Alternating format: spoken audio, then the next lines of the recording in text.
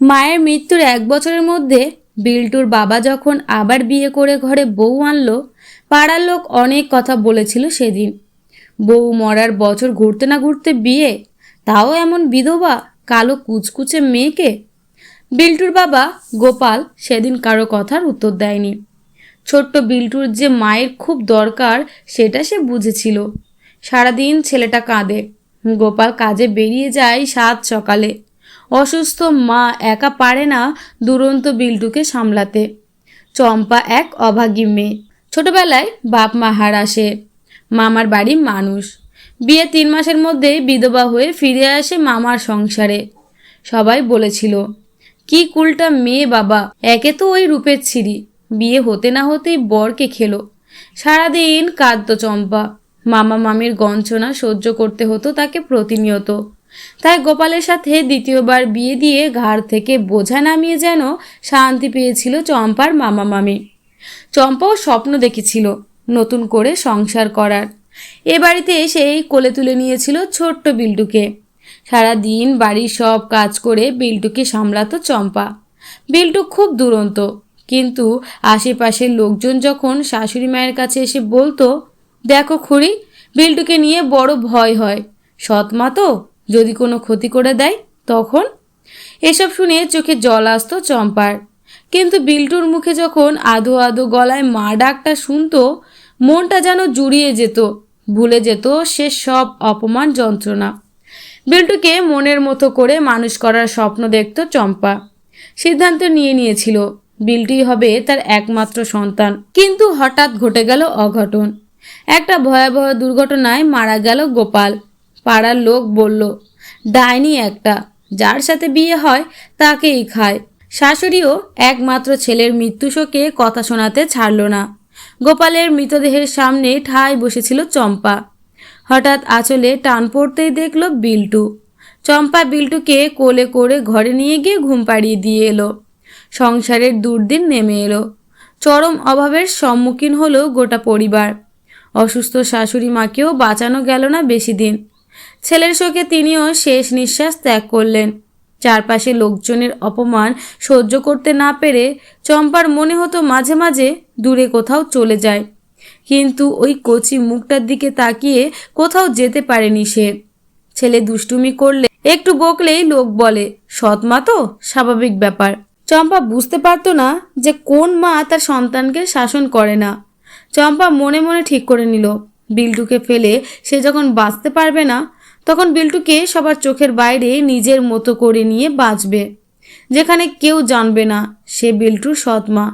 চম্পা তার বান্ধবী পারুলকে বলল, তুই তো শহরে কাজ করিস, আমার একটা কাজ দেখে দে ভাই, না হলে না খেতে পেয়ে যে আমি আর ছেলেটা মরে যাব।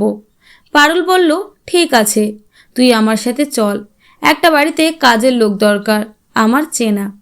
চম্পা শহরে গেল পারুলের সাথে বিল্টুকে কোলে নিয়ে। গিয়ে কথা বলল সেই বাড়ির মালকিন দোয়েল বোসের সাথে। দোয়েল বোস একজন সিঙ্গেল মাদার, ছেলেকে নিয়ে তার সংসার, বাচ্চাটাকে সারাদিন দেখার জন্য একজন লোক দরকার। আগের মেয়েটি কাজ ছেড়ে দিয়েছে, তাই সারাদিন অফিসে ব্যস্ত থাকেন দোয়েল। চম্পা তার জীবনের সব কিছু বলল।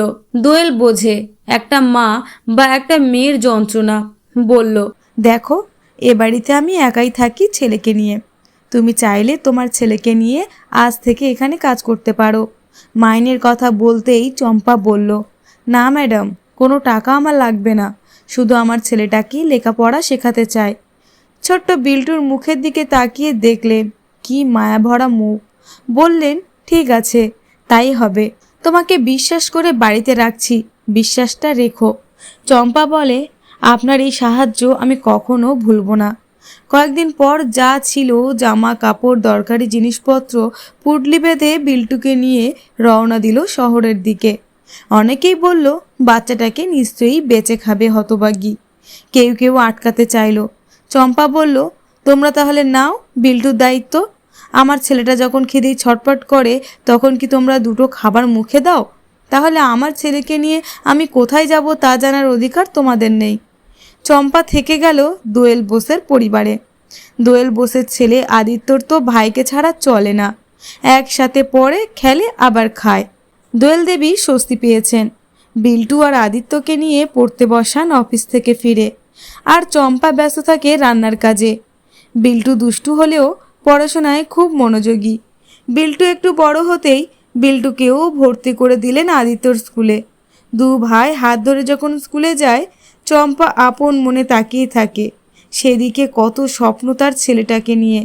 আদিত্য বিল্টু দুজন বেশ ভালোভাবে উত্তীর্ণ হতে হতে এগিয়ে যেতে লাগলো লেখাপড়ায়। চম্পা দোয়েল দেবীর বয়স হচ্ছে, দুই ছেলেই বড় হয়েছে। আদিত্য ইঞ্জিনিয়ারিং বিভাগের ছাত্র, এখন হোস্টেলে থাকে। দাদাকে ছাড়া একা একা বাড়িতে ভালো লাগে না ওর। দোয়েল আন্টি ওকে সব সময় বোঝায়, ভালো রেজাল্ট করতে হবে বিল্টু, মাকে দেখতে তো হবে তোকে। বিল্টু উচ্চ মাধ্যমিকে রীতিমতো ভালো রেজাল্ট করে ডাক্তারি পড়তে চলে গেল হোস্টেলে। সবাই বলল এ বাড়ির দুই ছেলেই রত্ন। বাড়ি ফাঁকা এখন, বড় একা লাগে এখন দুই মায়েরই।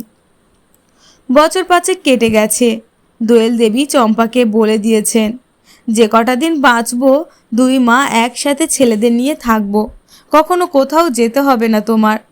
একদিন বিল্টু এসে বলল, মা এবার ক্যাম্প হচ্ছে একটা গ্রামে, বুঝলে মা? ওই গ্রামে কোনো হাসপাতালই নেই। গ্রামের নামটা শুনে চমকে উঠল চম্পা। বিল্টু বলল, কি হলো মা?